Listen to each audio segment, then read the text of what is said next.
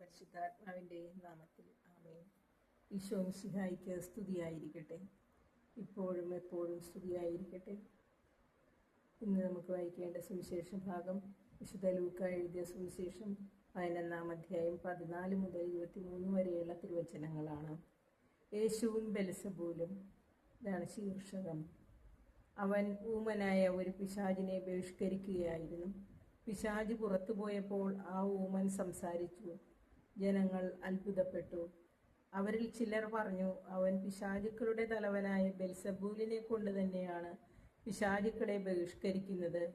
വേറെ ചിലർ അവനെ പരീക്ഷിക്കുവാൻ സ്വർഗത്തിൽ നിന്ന് ഒരടയാളം അവനോട് ആവശ്യപ്പെട്ടു. അവരുടെ വിചാരങ്ങൾ അറിഞ്ഞുകൊണ്ട് അവൻ പറഞ്ഞു, അന്തശ്ചിദ്രമുള്ള രാജ്യം നശിച്ചു പോകും, അന്തശ്ചിദ്രമുള്ള ഭവനവും വീണുപോകും. സാത്താൻ തനിക്ക് തന്നെ എതിരായി ഭിന്നിച്ചാൽ അവൻ്റെ രാജ്യം എങ്ങനെ നിലനിൽക്കും? ഞാൻ ബെൽസെബൂലിനെ കൊണ്ട് പിശാചുക്കളെ പുറത്താക്കുന്നു എന്ന് നിങ്ങൾ പറയുന്നു. ബെൽസെബൂലിനെ കൊണ്ടാണ് ഞാൻ പിശാചുക്കളെ ബഹിഷ്കരിക്കുന്നതെങ്കിൽ നിങ്ങളുടെ പുത്രന്മാർ ആരെ കൊണ്ടാണ് അവയെ ബഹിഷ്കരിക്കുന്നത്? അതുകൊണ്ട് അവർ നിങ്ങളുടെ വിധികർത്താക്കളായിരിക്കും.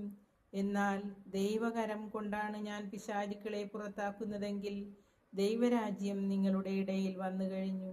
ശക്തൻ ആയുധധാരിയായി തൻ്റെ കൊട്ടാരത്തിന് കാവൽ നിൽക്കുമ്പോൾ തൻ്റെ വസ്തുക്കൾ കവർച്ച ചെയ്യാൻ തൻ്റെ വസ്തുക്കൾ സുരക്ഷിതമാണ്. എന്നാൽ കൂടുതൽ ശക്തനായ ഒരുവൻ അവനെ ആക്രമിച്ച് കീഴ്പ്പെടുത്തിയാൽ അവൻ ആശ്രയിച്ചിരുന്ന ആയുധങ്ങൾ മറ്റവൻ അപഹരിക്കുകയും കൊള്ള മുതൽ ഭാഗിച്ചെടുക്കുകയും ചെയ്യും.